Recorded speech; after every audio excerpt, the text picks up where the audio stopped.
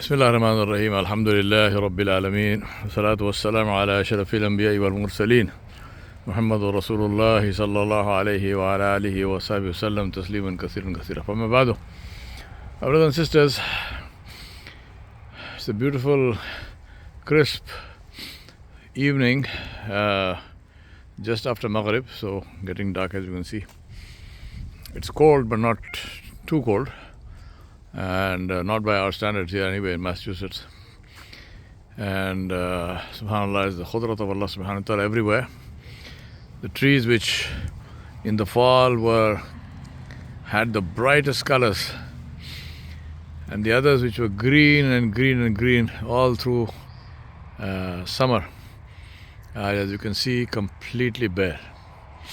We've just been through a cold spell where the temperatures went down to below 20 Celsius, and so obviously not the best weather for growth of trees. So everything is blasted and burnt with cold, not with heat.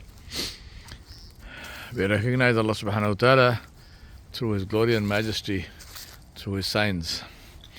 I remind myself in you that in the world there is an order. The order that Allah subhanahu wa ta'ala created. An order which ensures survival, which ensures propagation of species, which ensures that the world continues to run the way Allah subhanahu wa ta'ala intends it to run. And it is this order which keeps everything going, and which keeps the world running the way Allah subhanahu wa ta'ala wants it to be run. And it is when human beings, and we are the only creatures in this world who have the power to do this, which is to upset that order, to change that order, to try to alter that order, to modify the order, to reprioritize the order, to suit ourselves. When we do that, we create the misery that is around us.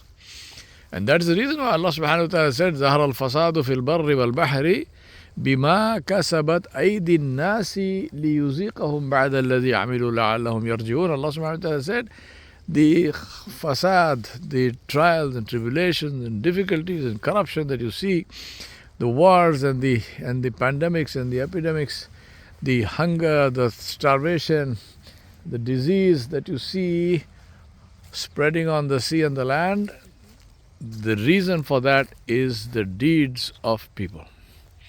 This is what you have earned by your own hands. And Allah subhanahu wa ta'ala said, Allah subhanahu wa ta'ala allows it to continue. Allah subhanahu wa ta'ala doesn't put a stop to it. He can put a stop to it. One way of putting a stop to it is the extinction of the human species. Stop the one who is corrupting the world. And if we don't look out, that is exactly what will happen at some point in time. But until now, we don't have that, but we have instead the suffering that we have to put up with, and suffering we have to suffer. We ask Allah subhanahu wa ta'ala to save us from that, to save us from ourselves, really. I make this dua all the time. Oh Allah, save us from ourselves. Because we are our own worst enemies.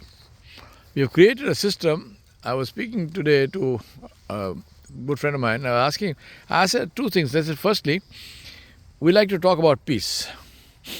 These are the remnants of the snow that still remain.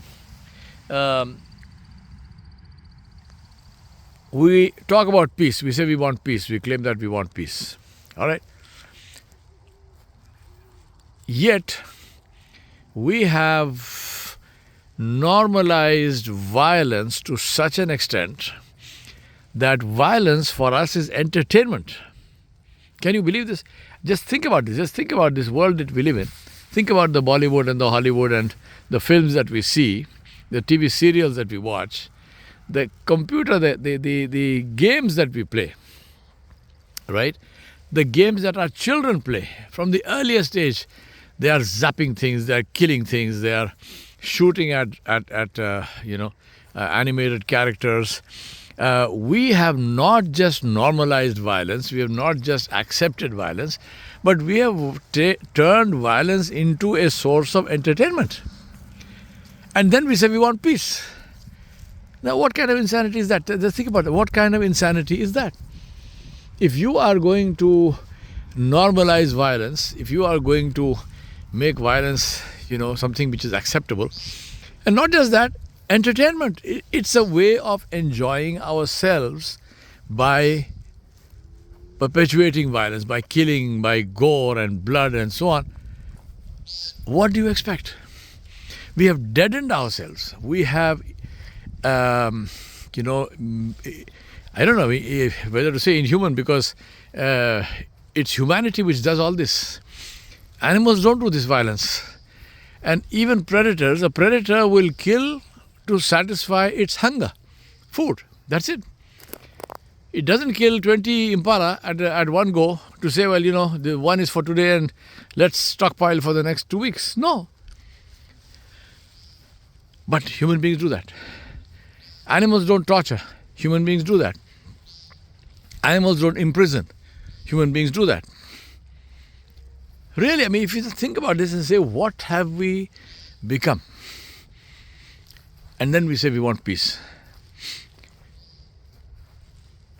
And really think about this. We have normalized violence. We have normalized vice. We have normalized shamelessness and promiscuity. And we have turned this into an industry, which we call the entertainment industry. And believe me, this entertainment industry, as you know, I don't even have to say believe me, because you know this as well as I do. This is the highest paid industry in the world. Just think about that. Who gets more money? A pop star, a film star, or a brain surgeon, a heart surgeon, a great teacher in a university, a clergyman or a clergy of any religion, a priest or imam or whoever, right? Who gets more money? What a film actor earns in one day, a professor in a university will not earn in his entire lifetime. Yet, we talk about corruption in society, where we pay the people whose job it is to teach others, whose job it is to mold the next generation. We pay them the least. And we pay those who corrupt generation after generation the most. Really, my brothers and sisters, we have to wake up.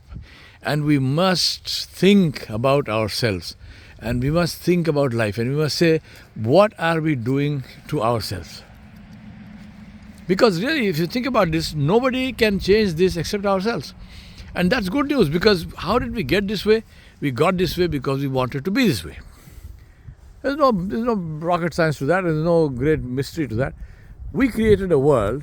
If I told you on day zero that I want you to create a system where violence would become a source of entertainment, you would say, I'm crazy. You would say, this is not doable, can't be done.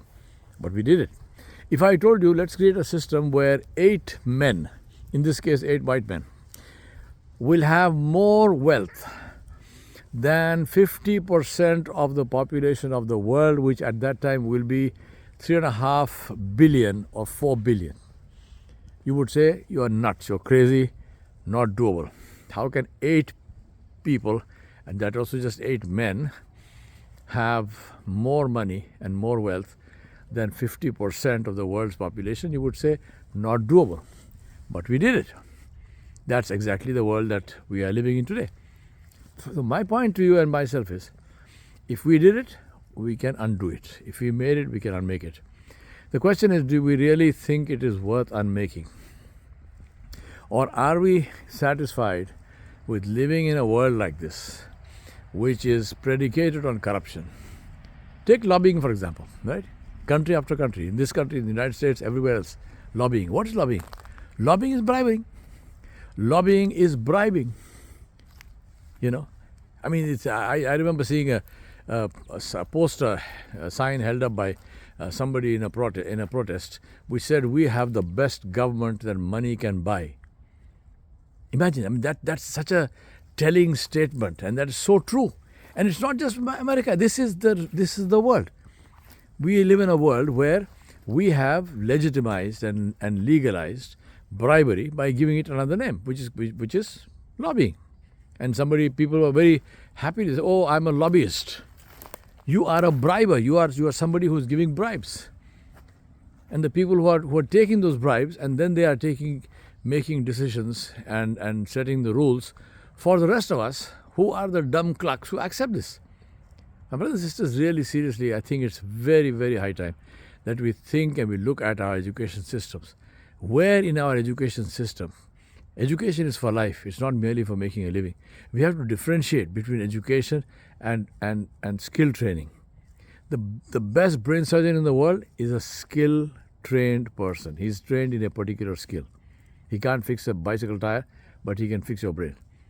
But where's the education in that? Education is ethics, values, morals. It's the framework which helps you to navigate this world and what we call life. And this is what Islam gives us. Islam gives us that framework. It's for us to learn it, and it's for us to implement it in our lives so that we can lead lives which are full of khair and barakah for ourselves and for others. وصلى الله على نبي الكريم وعلى آله وصحبه أجمعين برحمتك يا أرحم الراحمين.